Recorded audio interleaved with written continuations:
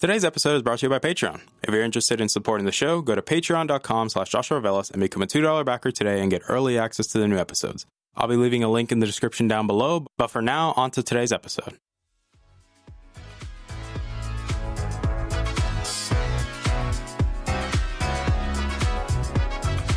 You're listening to the Augmented Experience podcast. I'm your host, as usual, Joshua Velas. I'm a student, musician, and a gamer at heart. Join me as I sit down every week to talk about all the latest news in the technology, business, and video game world. I hope you guys enjoy.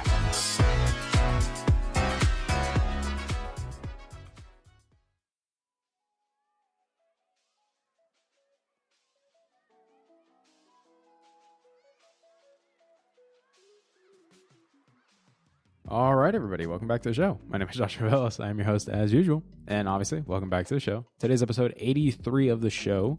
Thank you guys so much for your continued love and support. I greatly appreciate it. Obviously, we have a very interesting topic today, which I'm actually more excited about this one compared to the Samsung episode due to the fact that this is something I have more experience to talk about, especially because my opinion has, I wouldn't say changed, but it's just been added on to what I already had about the iPad Pro, which, spoilers, today's episode is over the iPad Pro, but we're talking about the 2020 iPad Pro and obviously the leaks. And I'm a little bit concerned when it comes to the 2020 iPad Pro. And you'll understand why as we go along. But going into it, we are going to be referencing an article by TechRadar where they actually compiled everything together. And, they compiled everything together, what we know so far. And at the same time, giving their, what they want in the iPad Pro. And as I stated before on this channel, when I've talked about the iPad Pro, specifically the 2018 version, I talked about how it is such an incredible tool for not only students for taking notes in class, but at the same time, it's also a very powerful tool for content creators and, for a wide variety of uses that became more prevalent as time went by, especially with iPad OS coming out. And now that it's been almost a year and a half that the current iPad Pro that I have, the 2018 one, is already a year and a half old. And obviously, yes, iPad OS has definitely helped the iPad Pros in such an incredible way. It's basically give them a whole new breath of life and actually utilizes that power that's inside of these things to its fullest. But when it comes to talking about the 2020 iPad Pros, this is where I'm a little bit hesitant to recommend upgrading. And, I'll get into it. So, obviously in the TechRadar article, as we go into it, this is what the opening paragraph states. The new iPad Pro in 2020 might be one of the most anticipated tablets of the year. Like, that kind of is true because it's one of the best tablets, After there were no premium iPads released in 2019. In fact, the last generation came out in 2018. We've already established this. So there's a lot of new tech Apple could pack into the latest slate. So instead of the iPad Pro 2019, as we initially thought we'd get, we're looking at the 2020 generation. Just more exposition. Obviously, we know that the iPad Pros are definitely Apple's high-end tablets, clearly, because that's why they have Pro in the name. As we go into it, yes, they also mentioned that currently in 2019, it was an interesting year for slates, thanks to Samsung doing its best to provide competition in the form of the Samsung Galaxy Tab S6, and also because it's the year Apple released the iPad OS. And as we go into it more, they talk more about the original iPad Pro, and they talk about it, and then we also go into some of the leaks. So this is what we have so far.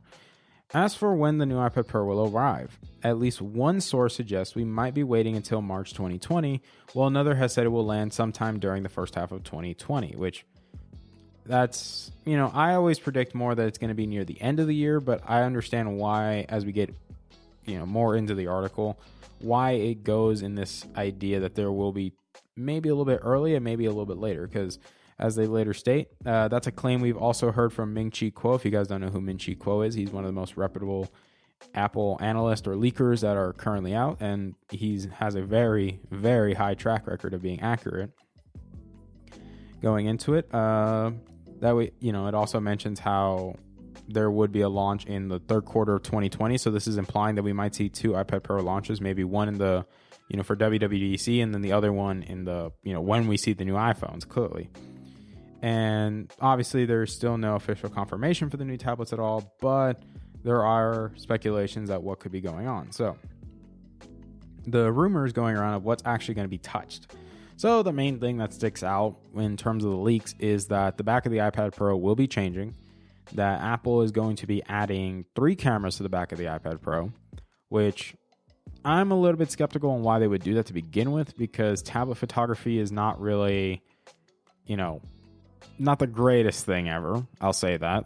It's really big and bulky, and, to just pull out a tablet to take a picture is very weird. And they even mentioned it too in the article. They also mentioned, more specifically on what to expect, that with the, that we don't know what the specs of the back cameras are going to be, but we're expecting that it's going to be very similar to what the iPhone 11 Pro has. That's going to be a similar array as them. But they even mentioned that it's a very interesting development that they decided to go with 3 cameras, as most people use the front-facing camera on the tablet a lot more than the rear ones, which is true. An iPad is a bit too bulky to use photography while out and about, but the front facer is used a lot for video calls and selfies. Another source claims the next iPad Pro could have a 3D depth sensing lens. We've since heard again about the 3D sensor system on the slate. This would apparently allow you to create 3D reconstructions of rooms, people, and objects, and would be joined by 2 other lenses, which, in my opinion, if they actually did do that and make a 3D sensor system as one of the rear cameras, then I think that's a great idea, because as we'll mention later down the line when I give my opinion on the iPad Pro, that it would benefit so much for a specific type of people. So we'll get into that a little bit later. And obviously, as we continue, Apple analyst Min-Chi Kuo has also added weight to the claim, saying that the camera is likely to use a time-of-flight system to measure the time it takes light to bounce off objects and build up a 3D picture that way. Other than the 3 cameras, there aren't any surprises in the leaked image. The back looks like a metal, roughly, very similar to the iPad 11, or the iPad. I don't know why they said the iPad Pro 11. I'm assuming they're referring the 11-inch. But another leak that is currently going around is from a major Apple analyst, suggests the future iPad Pro devices could have mini LED screens instead of LED. So you guys are probably wondering, what is a mini LED display? And they actually talk about it. They actually break it down pretty substantially well, which could be, and they also mentioned it could be a big change for 2 reasons. First, it means screen quality would be better, because yes, as in general, LED displays are higher quality than LCD, which they obviously say we'll get into further. But that mini LED is a lightweight technology. So iPad Pros with that screen technology could be thinner and lighter than current models, which I personally wouldn't want that. I think that'd be a terrible idea, because these things are already light as is and they're already really delicate. I don't want these things thinner because, bending. I'll just leave it at that. Also, the analyst suggests that the mini LED screens will debut in the 12.9-inch iPad Pro in the third quarter of 2020, one which also apparently have an A14X chipset. So if there is a rumored, we see in the iPad Pro in early 2020, it'll probably have an LCD with the mini LED landing later, which I don't know why they said LCD when they use LEDs, but, aside from that, this would make sense to me. If Apple decided to split the iPad Pro launches, I think it would make sense to a degree, make the 11-inch and say maybe a little bit bigger size, that make them launch in the first half of the year, and then with the iPhones at the end of the year, that's when you launch the big daddy. That's when you launch the big one. And I don't know. I think with me, it makes semi-sense, but we'll get into it more in depth as, I give my opinions. And they obviously talk about what they want. So the main thing is improved screen technology, which I think that makes a very, very good idea. I hope they do increase the screen quality on the new iPads Pros. I think that'd be great. Obviously, longer battery life, because, as these are more powerful tablets, yes, I think, obviously, clearly a bigger display is going to draw more power. So it makes sense. Hey, let's increase the battery size so you can get better battery. They're also talking about, in I'd say quicker charging is how they describe it. that, that also they should increase the charging speed. That some people get annoyed that the 18-watt charger for the iPad is too slow, but I'm like, not really. It charges my iPad pretty quick, and I see no reason to charge more money for a 30-watt charger on the website. Like, if you really cared, it should have came in the box. But improved Face ID I think is a very important thing for me. That's personally what I want. I think an improved Face ID. Now, granted, they can't move where it's placed due to the fact that, the position where a lot of people would enjoy the Face ID sensor on the iPads is in a horizontal state, because having it in portrait mode is great, but most people prefer to use the iPad Pros in landscape mode. The problem is putting it in landscape mode, it's in the exact same spot where the Apple Pencil is charging. So, I think it wouldn't be a smart idea to put them together, because, it wouldn't really work out so well, because you're putting two different technologies crammed into one spot, and I don't think that's a very bright idea, especially because we've seen these sensors are very, very massive. So that's some food for thought. And this one that they say more RAM, I'm not against the idea. I just don't agree with their claims that they're like are meant to be. Well, they say the iPad Pro's devices are meant to be premium devices, but it's hard to argue that that case when you look at their RAM. 4 gigabytes isn't really enough at this point. I say that's BS, because even at 4 gigabytes of RAM, it's still able to edit and render 4K 60 video on an iPad without any issue. So yeah, you can say as much as you want, bud, but and then obviously they mentioned how the 1 terabyte model comes with 6 gigabytes, but they say that's still fairly low, and they try to make comparisons with smartphones and the Galaxy tablet. And I think it's I wouldn't say it's an ignorant thing, but I think it's people constantly keep overlooking this matter, is that specs does not mean everything. That optimization of the software is key. And you also have to realize Apple is great at optimizing at what they have in front of them. They are incredibly good at optimizing their hardware with their software. There's a reason why the iPhone's barely just got 6 gigs of RAM, and keep in mind the iPhone 11 Pro and Pro Max are still the fastest smartphones on the market, period. There is no arguing. It is leaps and bounds ahead of every other Android phone on the market without any issue by a landslide. And some people don't like that because they're like, those specs matter. No, bud, this is a software game. And granted, I love my OnePlus 7 Pro. My OnePlus 7 Pro has 8 gigabytes of RAM and 256 gigabytes of storage. Granted, it's still a fast phone. Still incredibly fast phone. But I will also say that specs aren't everything. I think the iPad Pro, in my opinion, I think it should be 6 base. And if they really wanted to bump it to 8.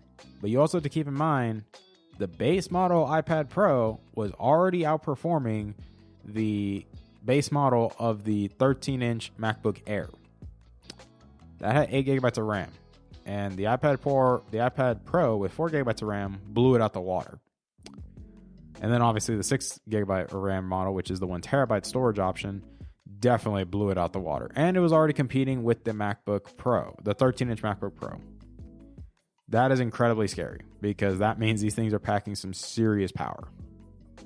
Aside from that, I do understand what they're saying in competition with smartphones and everything, but I think paying attention to Apple's track record with optimizing software and their hardware together, I don't see the need of going super overboard and saying, yeah, put 12 gigs of RAM in there. Like, it'd be cool if they did that. I don't see why they would, though. Better Apple Pencil connectivity, that's not a bad thing. To me, that's not it's not a bad thing, I think that'd be a nice thing to have, But aside from that, they also talk about that they want a 5G iPad Pro. I think that's a terrible idea to begin with. Like, stop slapping 5G onto everything. Like, come on, guys. Like, really? Like, ugh. Like, it's not a very important part in most workspaces. Like, some people say it's important for, like, this is what they say. We've already heard that Apple's planning to release a 5G iPad Pro models. That will let you use your cell network to connect to the internet when you're out and about, just like you do with 4G, now with your iPad Pro. The rumor states that it will be in 2021, but we'd like to see it sooner.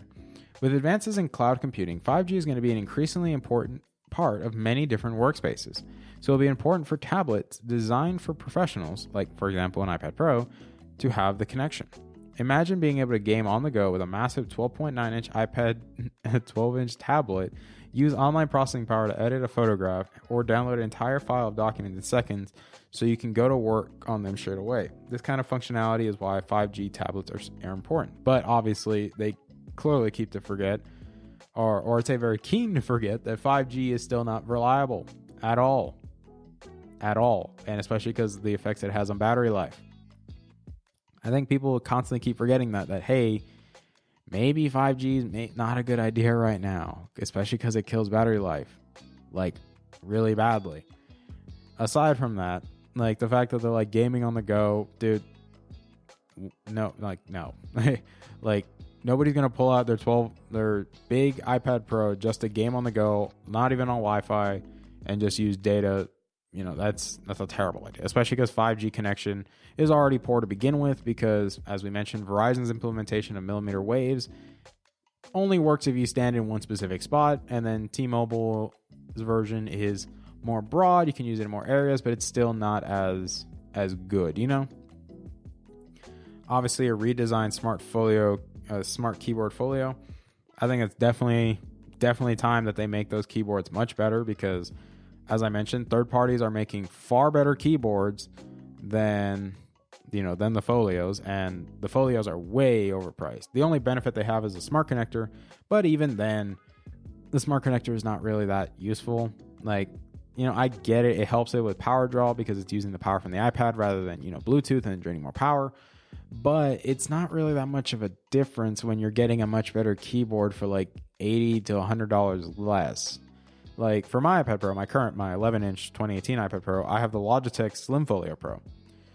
One of the best keyboards you can get for the iPad. A very protective case, so it's going to take a beating. Very nice case. Obviously, backlit keys. It has one of the best keys I've used. Like, one of the best keyboards I've used on a tablet, for sure. And granted, I get some people say Slim Folio Pro is not really a good word for it because it's not really slim. But I'm like, look, for people that are actually going to sit down and use this thing, like, and actually, do it, it's a much better case than the Bridge case. It's much better than the Apple case, and I'd say the Logitech one clearly is the best case out of all of them. That's my opinion, and that's obviously all that they have to say. Breaking this down into my own opinion. My opinion is that I agree with the better display and battery stuff. The RAM is where I always tell people, most people still need to realize this, is that Apple doesn't need to go crazy with RAM. They know how to optimize their hardware. They know, because they control the entire process up to down. With the iPads and the iPhones, they control the entire process. They run the software. They own all the hardware. They know how to optimize it. They know what they're doing. They're not dumb. Apple has some of the greatest engineers on this planet. Granted, I'm not tooting their horn because they've definitely made some poor design decisions, and there has been some bad products. We're not going to lie. There has been bad products. I'm looking at you, trash can Mac Pro. I'm looking at you.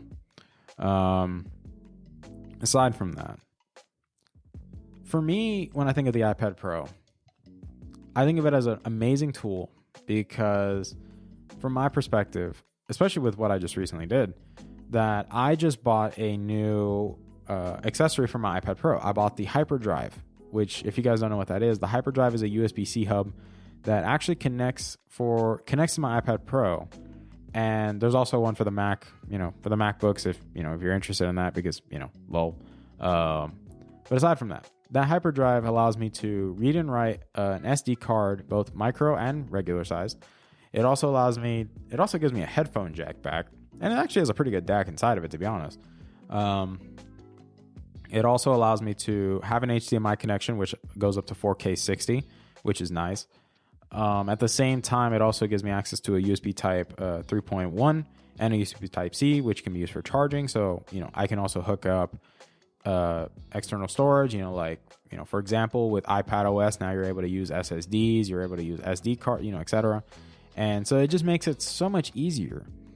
And in my opinion, when I think about the new iPad Pros, what worries me the most is that I hope this isn't just something that is just a minor refresh. That, okay, we're getting a new processor and you're getting 3 cameras on the back. If nothing changes on the software side, because keep in mind, I do believe iPad OS is going to get an update when they announce the new iPhones, or, you know, if they actually do launch it early in March, the new iPad Pros, then yes, I think we'll get an update to iPad OS for sure, because it's been a year. And I think it makes sense to update it. I think it only is reasonable to give it more functionality, because for me, what I would rather have is mainly changes in iPad OS itself. That's what I would rather have for the iPad Pros. I agree that better processing power is amazing, because if it turns out, depending if it launches at the start of the year, that's what worries me, because I think it will be a 13X instead of the 14X, because, you know, obviously the 14 is going to be inside the new iPhones. We know that. And because last year's iPhones had the A13, this year will be the A14. So if they launch it with the new iPhones, then yes, I do believe it'll have the 14X. If they launch it early in the year, like say March, then I do believe it might not have the 14X. I think it will have the 13X, realistically. Or they could just throw a curveball and just release it immediately, and we'll get to see the power of the 14X, which I think is already impressive. I think it will be very impressive. But aside from that, for me, the improvements in iPad OS mainly rely on continuing to update the Files app, make it much more like a Windows, or even like make it like Mac. Make it like Mac OS. I think that'd be a great implementation. I think adding better mouse support and actually making it like its whole flow, like full-fledged feature, and not put in accessibilities, like actually make it a mouse with a cursor and everything, controllable.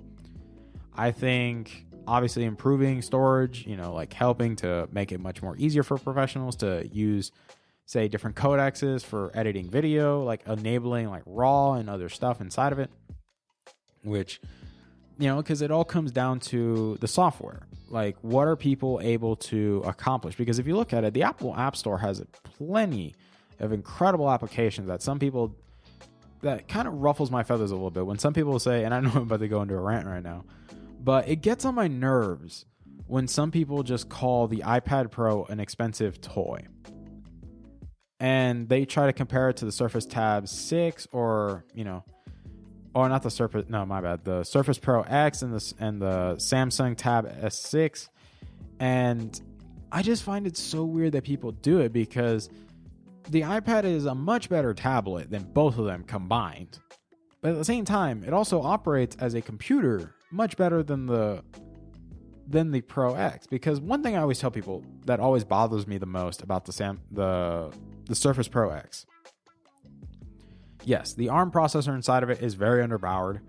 Yes, I get it. It has a great design, because I like how the Surface products are. I love their designs. But it's still like power-wise, it doesn't compete. And yes, it also runs a version of Windows 10 that runs at 32-bit codecs, which is really bad, because most applications run at 64-bit unless if you can find a 32-bit version, which is not easy. And I think a lot of people don't seem to realize this, where they keep saying, oh, the iPad is an expensive toy. You can't do any. If you want to look like a child, buy an iPad. If you want to be a real man or an adult, you should buy a Windows tablet. And I'm like, dude, there is no other tablet that is better than the iPad. That is objective fact. Like, you can argue it as much as you want. There is no tablet on the market that is a much better tablet than the iPads. Like, iPads make up majority, like not even just a little bit majority. No, we're talking about the majority of tablet sales. Like, it's a landslide for good reason, because they are objectively better tablets. And especially with the changes in iPad OS, it makes the iPad Pros much more compelling options for students and people in general to do professional work on, because people have already shown you can work on professional quality, like anything, videos, music, anything on these iPads at an effective rate. It's not impossible. You just have to put in the work and get used to it. I actually just figured this out recently, that you actually can code on an iPad. You can run Python and you can run C++. Two very popular coding languages that a lot of people like to use. And I didn't know that until somebody showed me. A software engineer had to go in and show me, yes, you can do it. These are the applications. This is how I've been using it. This is what I'm able to do. And people are still so ignorant that they're like, oh, you can't do that on the iPad. Yet a software engineer who's been doing this for 20 years is showing you up front, hey, you can do it. And I'm showing you how to do it and be effective at it, you know? And I think it just makes it very interesting, you know? That the competition always tries to make something that they claim to be better than the iPad Pro. They always have to go to the Pro. And I think they fail miserably every single time they try it. Like, yes, I get it. Like, the Samsung has a much better display. Yes, its speakers are definitely not as good as the iPad because the iPad speakers are better.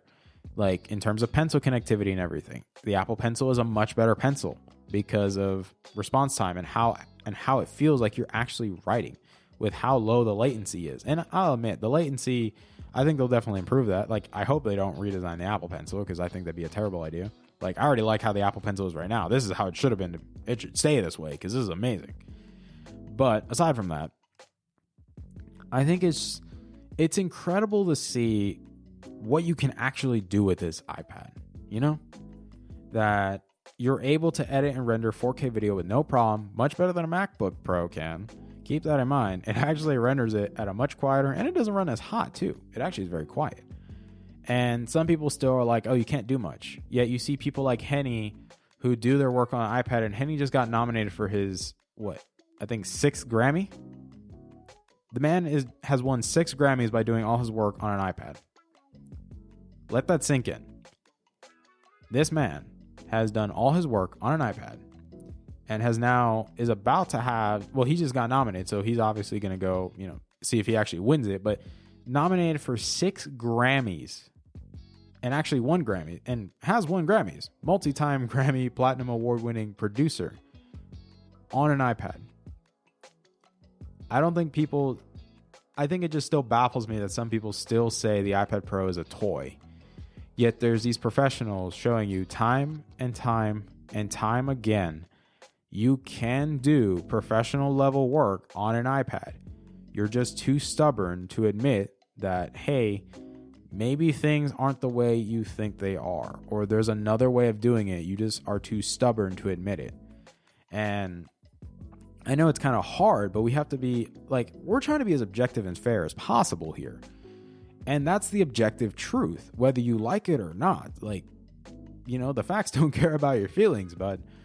But to me, this is where I kind of go back into my opinion about the 2020 iPad Pro a little bit. To me, I don't personally see a reason to upgrade myself. And that's my reason. I'm perfectly content with what I'm getting from my current iPad Pro.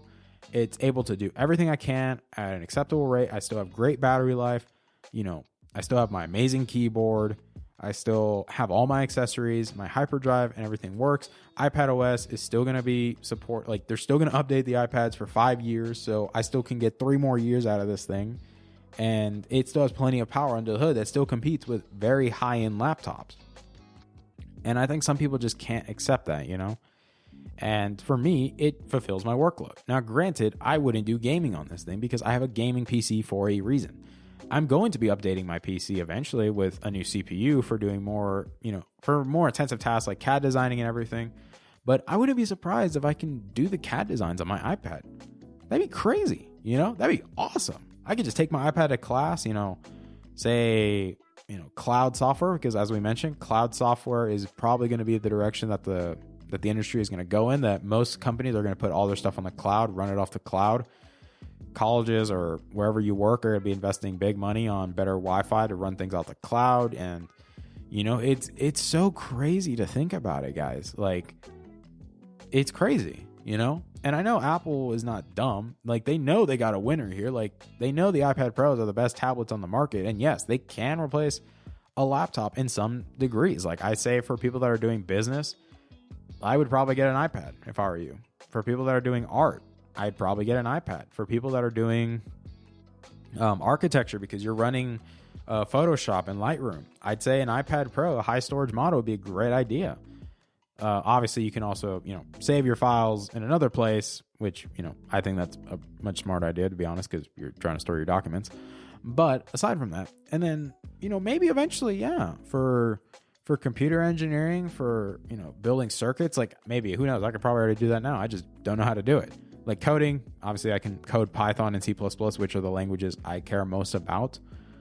But I think it's just crazy, guys, that we're at this day and age where the iPad Pros are doing something incredible and people are still being dumbfounded, And when the time comes that these things are, very mainstream pieces of technology and you're trying to jump in, you're already 10 miles behind, And even Henny said this when talking about, how the iPad is changing the industry for audio engineering, that it's such an incredible piece of software. It's such an incredible piece of hardware with incredible software that's incredibly capable, that people have shown that they can work at the highest level and do some incredible things.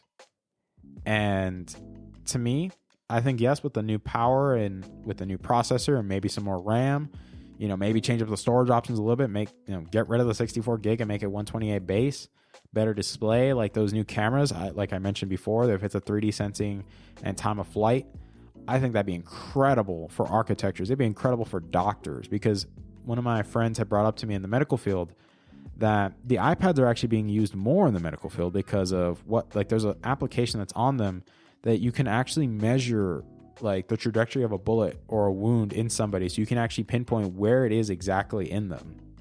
And I think that's incredible to think about it, that you can point the camera at somebody's body and you can get a very, very close estimation of where the bullet is in that person and how to remove it properly. I think that's incredible, and that can save lives.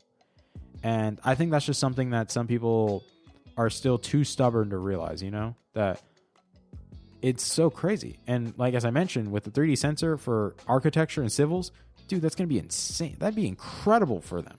Like, that's going to do so much. And granted, yes, I get it. Like, maybe not the exact software they use in class, because I know some people like to use Revit, and, there's obviously other architecture and, civil software that a lot of people like to use.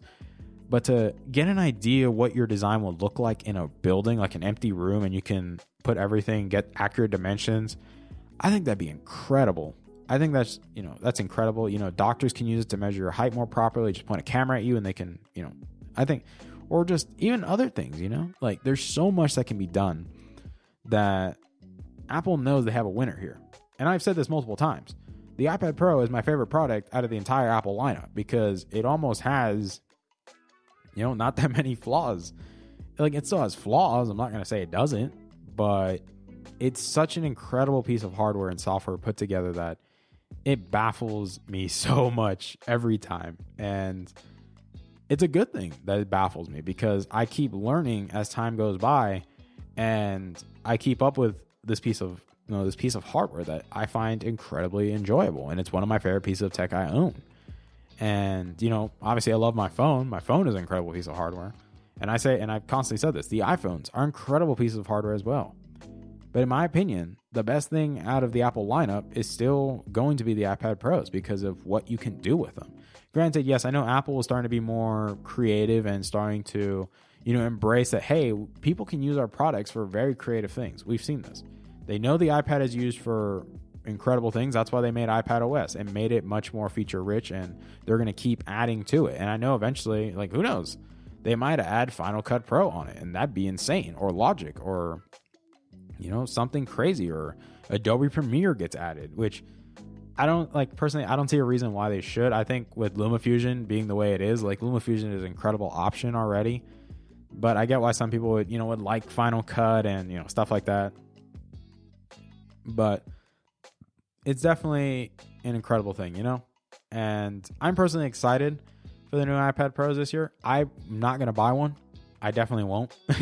I'm saying that now. I'm not buying one because I just don't see a need to. But for anybody that's wanting to jump in, I think for you, this is a good time to start thinking and to not be afraid to make that jump, because I know it's scary. Like, it's scary because you're going out of your comfort zone and doing something that you're not used to doing, that it goes out of your normal workflow and you have to learn something new. And I think that's what scares people so much. But for creators, I think it's a good idea to make the jump. I think I've always said this multiple times, and Juan has said the same thing multiple times. And this is not just for your smartphone. what can you replace in your workflow? Can something else do the job just as good, but is a much smaller package? And for me, the iPad did everything my laptop does. And obviously everything more powerful and intensive, I have the rig. But I have that good combination is I have my rig and I have my iPad, both two incredibly powerful things, and both can do the jobs that I want them to do without any issue. My phone, a very powerful piece of technology as well that can do the job that I need to do. You get my point, guys? It's always a balancing act, you know? Like, I'm not going to say that the iPad Pro is 100% going to replace a laptop that is meant to run Autodesk Inventor or say anything with CADing, but I think it can replace some aspects or a majority of aspects that most people use anyways, like, you know, note taking in class, you know, running Excel spreadsheets, you know, or running Google Docs or Microsoft Word or OneNote. It has the whole Microsoft suite and the Google suite available in the App Store. They work just fine.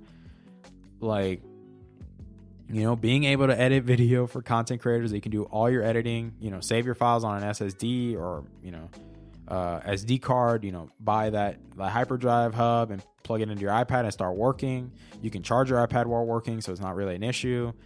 It's much more portable, much more easier to carry than a big chunky laptop that's like 5+ pounds. And, you know, it's obviously going to have more power than an Ultrabook most of the time.